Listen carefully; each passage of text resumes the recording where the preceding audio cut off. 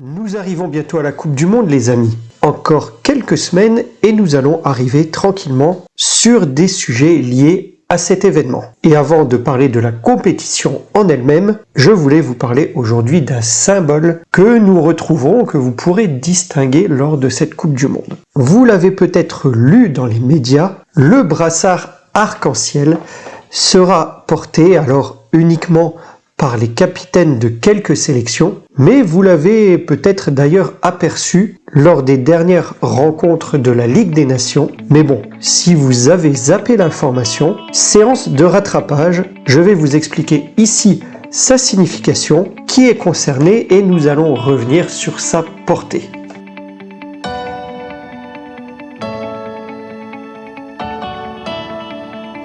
Bonjour les amis et bienvenue dans cette nouvelle vidéo concernant ce brassard qu'on appelle le brassard arc-en-ciel pour le moment. Allez, installez-vous confortablement, on va détailler ce sujet immédiatement. Vous l'avez peut-être vu sur la manche de Varane, par exemple, qui était capitaine en l'absence d'Hugo Lloris lors du match de Ligue des Nations entre l'Autriche et la France. C'est un brassard qu'on n'avait encore jamais vu auparavant. Il est formé d'un cœur avec les bordures noires dans lequel on retrouve un arc-en-ciel qui renvoie à des couleurs représentatives de tout horizon et le symbole en effet de la communauté LGBT. Alors d'où ça vient et que signifie-t-il? Eh bien c'est une campagne de la fédération néerlandaise au départ intitulée One Love qui en est à l'origine. Celle-ci compte profiter de l'exposition du mondial pour promouvoir l'inclusion et envoyer un message contre les discriminations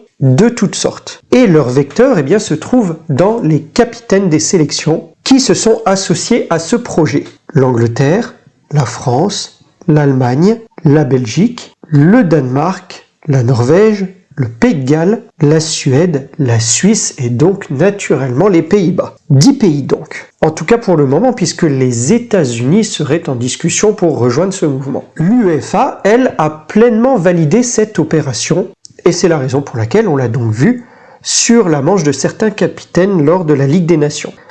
Bon, par contre, ça grince un peu au niveau de la FIFA. N'oublions pas que la prochaine Coupe du Monde au Qatar se déroule dans un pays où l'homosexualité est interdite et les relations homosexuelles sont punies de peine d'emprisonnement. Et la FIFA est donc un peu gênée.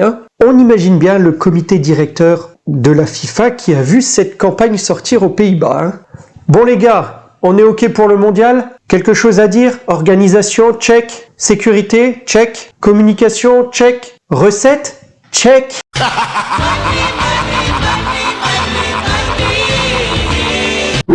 Patron, il y a une campagne là pour l'inclusion qui reprend les thèmes LGBT. Oh bordel.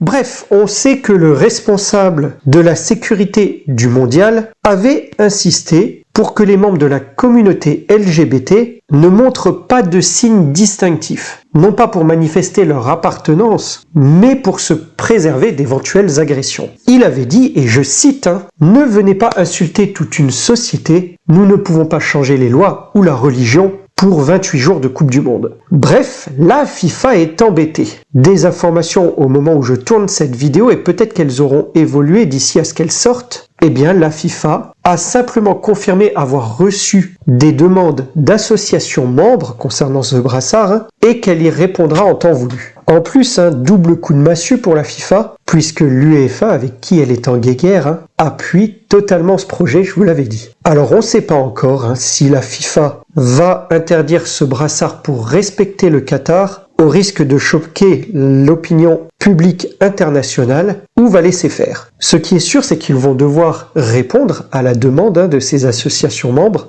et prendre leurs responsabilités. Bon, le responsable de la communication de la KNVB, la Fédération néerlandaise de football, a donné un argument, une piste, et je le cite. « Cette campagne ne concerne pas uniquement la communauté LGBT, mais dénonce toute forme de discrimination liée au racisme, au sexisme, à l'antisémitisme, etc. » Fin de citation. C'est sûr qu'il y a du boulot sur tous ces fronts. Je vous renvoie d'ailleurs sur ce sujet à ma vidéo sur le racisme. Si vous ne l'avez pas vu, vous pouvez aller la regarder juste ici. Bon, c'est vrai que les couleurs sont un petit peu différente de celle qu'on retrouve sur le drapeau LGBT, puisqu'il y a aussi le noir qui peut évoquer son origine ou sa couleur de peau.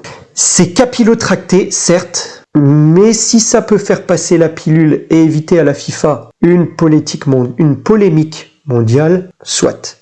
C'est un autre débat, mais dire qu'on interdit aux joueurs de lever leur t-shirt pour y apposer sur leur maillot de corps ou sur leur corps un message à la portée politique ou encore sociétale, preuve est ici qu'on peut trouver d'autres vecteurs.